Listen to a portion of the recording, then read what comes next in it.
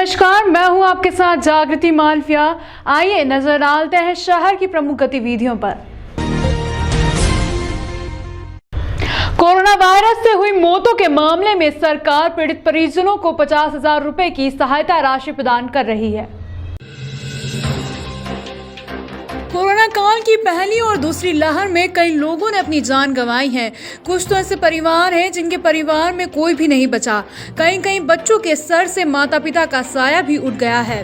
ऐसे में सरकार द्वारा असहाय और पीड़ित लोगों की मदद के उद्देश्य से कोरोना वायरस से हुई मौत के मामले में उनके परिजनों को 50,000 रुपए की आर्थिक मदद कर रही है। इसी के चलते जिला कलेक्टर कार्यालय स्थित बृहस्पति भवन पर फॉर्म भी दिया जा रहा है और उन्हें वहीं पर जमा भी करवाया जा रहा है। जिन परिवार में कोरोना वायरस से किसी की मौत हुई है, वे परिवार के सदस्य फॉर्म लेकर सहायता राशि के लिए आवेदन कर सकते हैं। जिला कलेक्टर आशीष सिंह ने बताया कि फॉर्म के साथ RT-PCR रिपोर्ट या फिर जिस अस्पताल में भर्ती थे उस अस्पताल के चिकित्सकों द्वारा लिखित कोरोना वायरस की पुष्टि की गई हो तो वहाँ मान्य होगा। जिला कलेक्टर आशीष सिंह ने यह भी कहा है कि पीड़ित परिवार के सदस्य जल्द से जल्द फॉर्म भरकर जमा कराएं ताकि उन्हें समय पर सहायता राशि प्रदान की जा सके। भी मृत्यु हुई है कोविड से और जो शासकीय दिशा निर्देश हैं उनमें आवेदन के साथ में या तो RT रिपोर्ट या RT-PCR रिपोर्ट जिसमें जिस व्यक्ति की मृत्यु हुई है उसको पॉजिटिव दर्शाया गया है वो होनी आवश्यक है। और अगर RT-PCR रिपोर्ट उपलब्ध नहीं है तो जहाँ पर वो इलाज जिनका वहाँ पर हुआ है वहाँ के 2 डॉक्टरों के सिग्नेचर के साथ में एक रिपोर्ट जो दिखाती हो कि वो कोविड पॉजिटिव हों वो होनी आवश्यक है, जैसा कि शासन ने नियम बनाए हैं। और अगर उनके साथ में हमको आवेदन प्राप्त होता है तो हम लोग कोशिश करेंगे कि निश्चित रूप से 24 से 48 घंटे के अंदर हम लोग धार्मिक नगरी उज्जैन में आने वाले श्रद्धालुओं के लिए निगम ई-बाइक की सुविधा उपलब्ध करवा रही है, जिसके लिए टेंडर प्रक्रिया शुरू कर दी गई है। सप्तपुरियों में से एक धार्मिक नगरी अवंतिका उज्जैनी, जहां हर रोज तीर्थ करने हजारों की संख्या में श्रद्धालु व महाकाल कृष्ण की शिक्षा स्थली सहित अन्य मंदिरों के साथ आस्था की डुबकी लगाने मां शिप्रा के रामघाट भी पहुंचते हैं। शहर में यूं तो बाहर से आने वाले श्रद्धालुओं की सुविधा के लिए हजारों ऑटो टैक्सियां हैं। इसके साथ महाकाल दर्शन बस सेवा भी उपलब्ध है जो मात्र 100 रुपए प्रति व्यक्ति शुल्क में तय समय में अलग अलग स्थलों के दर्शन करवाती है। लेकिन महाकाल की नगरी में आने वाले ऐसे श्रद्धालुओं का भी प्रशासनिक अमला खास ख्याल रख रहा है, जिसे ई-बाइक पर सवार होकर शिप्रा के घाट सहित स्थापित प्राचीन 84 महादेव, राजा विक्रमादित्य के स्थान, 2 शक्तिपीठ, शत विनायक व अन्य सभी के दर्शन लाभ आसानी से मिल सके और वो दर्शन करते वक्त यहाँ की प्राचीनता को गली गली में घूमकर जान सके, क्योंकि ऐसा माना जाता है कि उज्जैन में मंदिरों की गिनती करना असंभव है। यहाँ कण कण में शंकर विराजमान है। आपको बता दें, ई-बाइक सुविधा लेने वाले को ड्राइविंग लाइसेंस की फोटोकॉपी को तय शुल्क जमा करना होगा। बाइक को चार्ज करने के लिए शहर भर के मुख्य मार्गों व होटलों में चार्जिंग स्टेशन बनाया जाएगा। ज्ञात रहे, आज से 4 वर्ष पहले भी निगम ने साइकिल शेयरिंग व ई-बाइक की सुविधा देने का प्रयास किया था, लेकिन टेंडर के कारण प्रयास सफल नहीं हो पाया। अब जो सुविधा देने जा रहे हैं उससे पहले निगम टेंडर देने वालों के लिए नियम बनाएगा, जिसमें निगम सिर्फ जमीन देगा तो टेंडर लेने वालों को चार्जिंग स्टेशन खुद लगवाने होंगे, बाइक भी खुद खरीदना होगी। निगम सभी वाहनों में GPS ट्रैकिंग सिस्टम से निगरानी करेगा, जिसमें टेंडर लेने वालों को भी पता रहेगा कि कौन सी बाइक कहाँ है। यह श्रद्धालुओं की सुविधा के चलते महत्वपूर्ण रहेगा। निगम आयुक्त व smart city CEO Anshul Gupta ने अधिक जानकारी देते हुए बताया कि इलेक्ट्रॉनिक व्हीकल आने वाले समय में सुविधा का सबसे अच्छा ऑप्शन है, जिसकी डिमांड निश्चित तौर पर बढ़ना है। निजी व सार्वजनिक दोनों तौर पर इसके लिए हमने आने वाले श्रद्धालुओं के लिए निगम की सिटी बस कंपनी से बात कर टेंडर निकाले हैं, जल्दी से शुरू कर दिया जाएगा।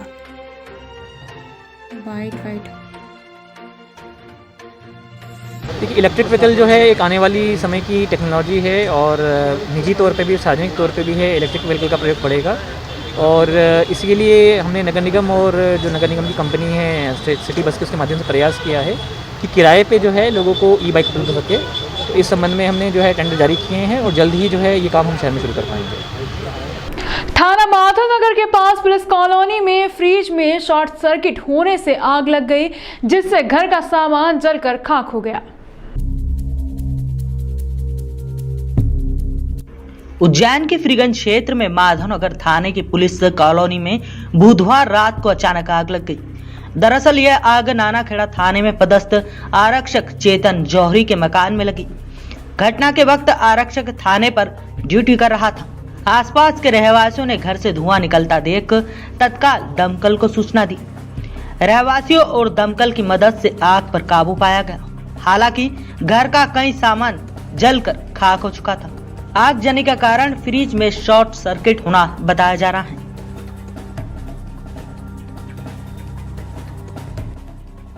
अगर थाने के पास में मकान में आग लगी, हमने तुरंत फायर फाइटर लेकर रवाना हुए। यहाँ पर आकर हमने देखा फ्रिज के अंदर इलेक्ट्रॉनिक रूप से आग लगी हुई थी। फ्रिज पूरा जल चुका। उसके ऊपर एक किसी प्लेट टाइप में उन्होंने बना रखी घर में, वहाँ पर कुछ केबलें पड़ी थी तो वो चिपक। शादी के घर में घुसकर दूल्हे के पिता की हत्या कारित करने वाले आरोपी अकबर को आजीवन कारावास की सजा सुनाई गई है।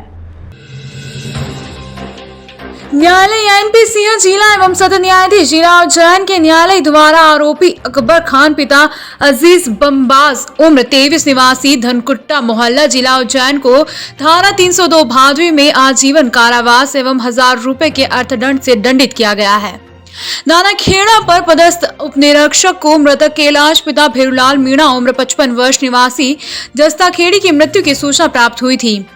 मृतक की बहू वर्षा मीणा ने बताया कि आज से करीबन 20 दिन पहले नवरात्रि में हमारे रिश्तेदार विजय मीणा हमारे घर पर आए थे।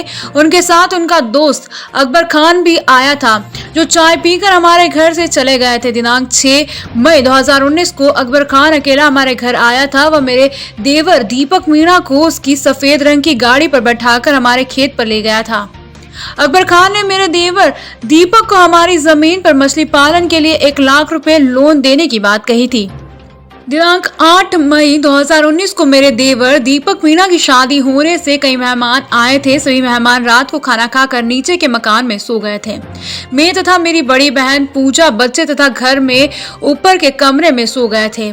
ऊपर एक अलग कमरे में मेरे ससुर कैलाश मीणा भी सो गए थे। मेरे ससुर के कमरे में दरवाजा नहीं था। दिनांक 9 मई 2019 को सुबह करीब 4 बजे मुझे मेरे ससुर कैलाश मीणा की चिल्लाने की आवाज आई तो मैं जाग गई और मैंने मेरे ससुर के कमरे में जाकर देखा तो अकबर खान मेरे ससुर कैलाश मीणा के सीने पर बैठकर चाकू मार रहा था।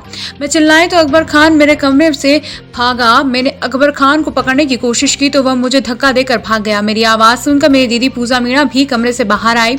अकबर खान हमारे घर के बाहर खड़ी उसकी मोटरसाइकिल लेकर भाग गया। परिवार वाले मेरे ससुर को सरकारी अस्पताल ले आए थे, जहां पर मेरे ससुर की मृत्यु हो गई थी। पुलिस द्वारा आरोपी के विरुद्ध अपराध को पंजीबद्ध किया गया था। अनुसंधान के दौरान आरोपी को गिरफ्तार किया गया।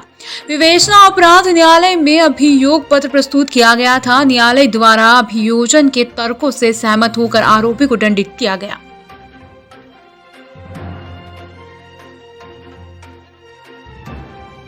थाना नानाखेड़ा के ग्राम दस्ताखेड़ी ग्राम में एक विवाह कार्यक्रम हो रहा था और शादी घर में आरोपी अकबर ने उनके घर में घुसकर सुबह 4 बजे मृतक कैलाश के सीने पर बैठकर चाकू एवं कटर से मारकर डायरेक्ट चोट पहुंचाई और उसके कारण से 3 चोटें छाती पर आई थी एवं गर्दन पर आई थी, जिससे कैलाश की मृत्यु हो गई थी। जिसमें अभियोजन द्वारा कुल 12 गवाह प्रस्तुत किए गए थे, जिसमें एक आई विटनेस थी स्वयं वर्षा मीणा एवं दूसरा आरोपी की जो शर्ट थी वो एवं मौके से मृतक के कपड़े पे जो ब्लड आए थे उनका डीएनए सैंपलिंग लिया गया था एवं आरोपी के फिंगरप्रिंट भी चांस प्रिंट उभारे थे, वो भी पॉजिटिव आए थे। इस प्रकार से अभियोजन ने संपूर्ण केस को संदेह से परे प्रमाणित किया और माननीय न्यायालय ने अभियोजन के प्रस्तुत गवाहों को पूर्णतः सही मानकर और आरोपी को आजीवन कारावास से दंडित। कोरोना के वेरिएंट ओमिक्रॉन से निपटने के लिए जिले के स्वास्थ्य विभाग ने अपनी तैयारियां शुरू कर दी है। उज्जैन जिले के मुख्य चिकित्सा एवं स्वास्थ्य अधिकारी डॉक्टर संजय शर्मा ने बताया कि कोरोना का ओमिक्रॉन वेरिएंट 9 नवंबर 2021 को बोत्सवाना में पहचाना गया। यह वेरिएंट पिछली बार हुए संक्रमण से उत्पन्न हुई पुरानी इम्यूनिटी को भेज सकता है। यह वेरिएंट डेल्टा एवं अन्य वेरिएंटों की तुलना में 5 गुना अधिक तेजी से फैलता है, इसलिए आमजन मास्क अनिवार्य रूप से पहने। कोरोना के ओमिक्रॉन वेरिएंट एवं अन्य वेरिएंट पर वैक्सीन प्रभावी रहता है। वैक्सीन लगाने के बाद व्यक्ति को अस्पताल जाने की आवश्यकता कम पड़ती है एवं वैक्सीनेटेड व्यक्तियों की मृत्यु दर भी कम रहने की उम्मीद है, इसलिए वैक्सीन की 2 खुराक अनिवार्य रूप से लेना आवश्यक है। जिले में वैक्सीन के सेकेंड डोज अभी तक 46.91% लोगों ने लगवाया है। शेष लोगों को तत्काल सेकेंड डोज लगवाना चाहिए। जो लोग जानबूझकर सेकेंड डोज का टीका नहीं लगवा रहे हैं, उनको पुलिस के माध्यम से टीकाकरण केंद्रों पर बुलाया जा सकता है। टीकाकरण के सेकेंड डोज का लक्ष्य 26 दिसंबर तक पूर्ण किया जाना है। उज्जैन जिला सेकेंड डोज लगवाने के मामले में प्रदेश के 5वें स्थान पर है। जिले में कोरोना की जांच RT-PCR के माध्यम से करने के निर्देश दिए गए हैं। RT-PCR के माध्यम से ओमिक्रॉन की प्रारंभिक रूप से पहचान की जा सकती है। वर्तमान में लोग मास्क कम लगा रहे हैं। मास्क लगाने के लिए पुनः लोगों को प्रेरित किया जाना चाहिए एवं इस पर आवश्यकता होने पर सख्ती की जाए। अभी जो नया वेरिएंट दक्षिण अफ्रीका से शुरू हुआ है और वो कई देशों में अभी फैल चुका है। अभी भारत में तो कोई अभी तक एक भी केस इसका पॉजिटिव नहीं आया है, पर इसमें चिंताजनक ये है कि ये फैलता बहुत तेज़ी से। अभी तक ऐसा कोई स्टडी नहीं है कि वैक्सीन इस पर असर करती है या नहीं करती है, पर दोनों डोज लगाने से आदमी की सुरक्षा तो निश्चित रूप से होती है और जो अगर इन्फेक्शन होता भी है तो उसकी गंभीरता कम होती है। इस संबंध में जो आवश्यक कार्रवाइयों जो थर्ड वेव को रोकने के लिए की जाना थी, वो वहाँ पर अपने ज़िले में सभी दूर सुनिश्चित कर ली गई हैं और लगातार उन पर कार्य किया जा रहा है। टेस्टिंग पर जोर दिया जा रहा है, जो लक्ष्य है उसके अनुरूप टेस्टिंग की जा रही है। वैक्सीनेशन में प्रथम डोज हमारा लगभग 93% से ऊपर है, 94 के आसपास है, और द्वितीय डोज भी हमारा 75% के आसपास पहुंचने वाला है। आज भी महाअभियान में अच्छे मात्रा में टीके लगाए गए हैं सेकंड डोज के। CT स्कैन की स्थापना अपने यहाँ हो चुकी है, जिला चिकित्सालय में वो कार्यरत है। ऑक्सीजन प्लांट का आज मॉक ड्रिल किया गया है और ऑक्सीजन प्लांट को जो अपने शहर में और ज़िले की दूसरी संस्थाओं में वहाँ पर सब पे मॉक ड्रिल करके और उनकी क्रियाशीलता को देखा गया है।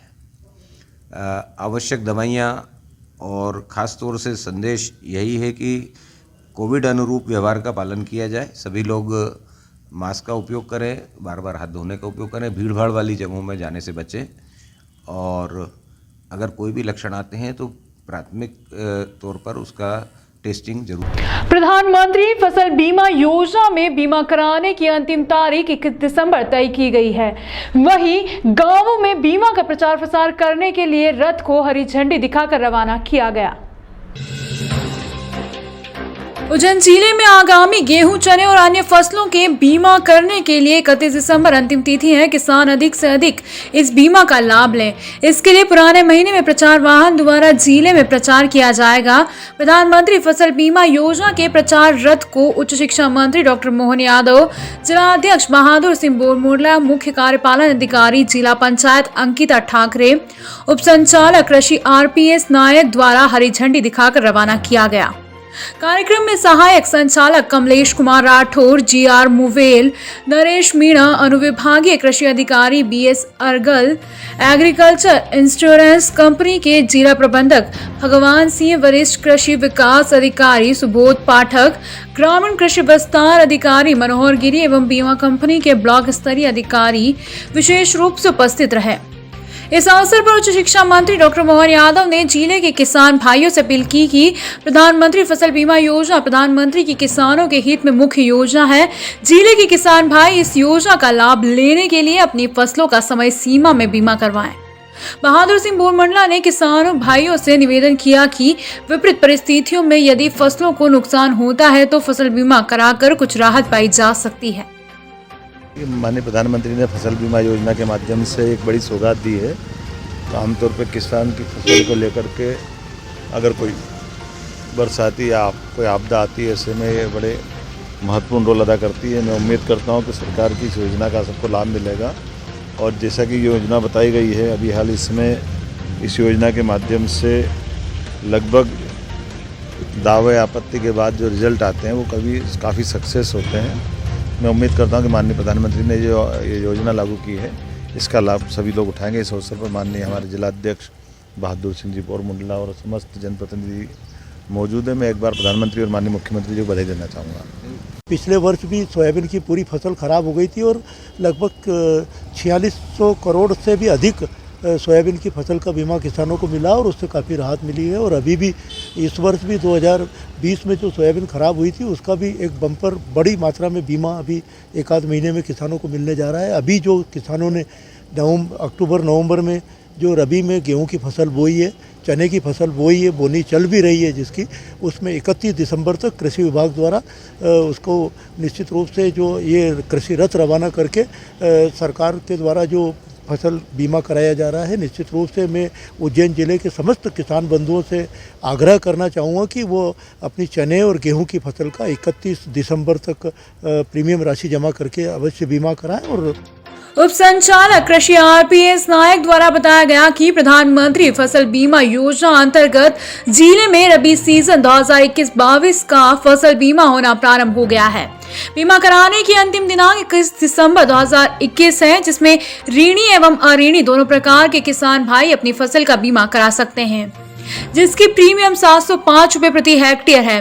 वही बीमा कंपनी के जिला प्रबंधक भगवान सिंह ने बताया कि जिले के सभी किसानों को इस योजना का अधिक से अधिक लाभ मिले, इसी उद्देश्य से शासन द्वारा फसल बीमा के 3 प्रचार वाहनों को जिले के सभी गांवों में प्रचार प्रसार हेतु घुमाया जाएगा एवं किसानों को फसल बीमा कराने हेतु प्रेरित किया जाएगा। किसान भाइयों से निवेदन है कि अंतिम तिथि का इंतजार न करें, किसान भाई अपने संबंधित बैंक में जाकर अतिशीघ्र अपनी फसल का बीमा करावें।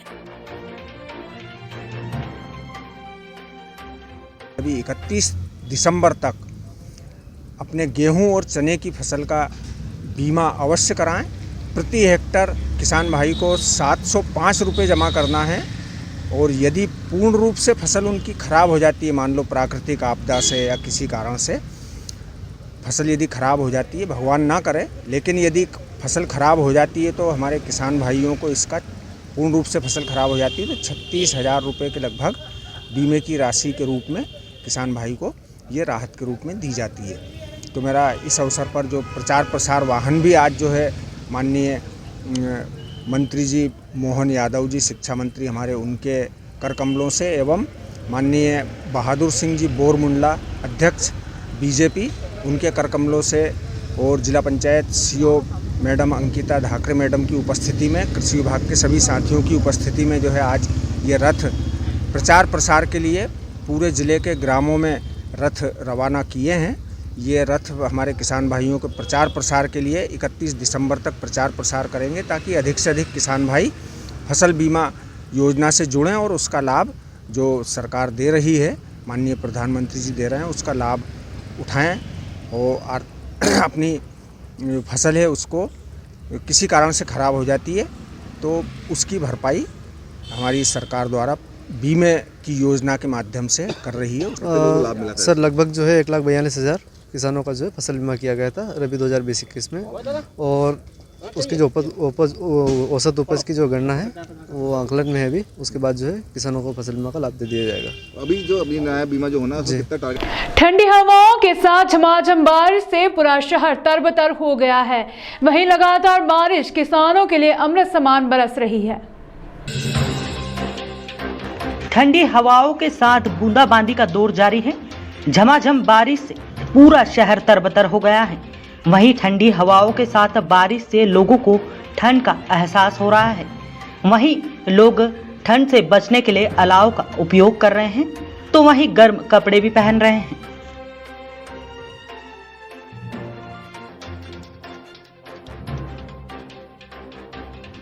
वहीं लगातार बारिश का दौर किसानों के लिए माने तो अमृत के समान बरस रहा है। किसानों का कहना है कि अभी फसलों को पानी की अधिक आवश्यकता है, जिसके चलते बारिश का दौर से फसलों में पानी की पूर्ति हो रही है। किसानों का मानना है यदि इसी तरह बारिश होती रही तो हमें खेतों में फसलों की सिंचाई के लिए मेहनत नहीं करना पड़ेगी और इससे फसलों को अधिक फायदा मिलेगा। यानी कि बारिश के दौर से कहीं ना कहीं किसान मजे में है।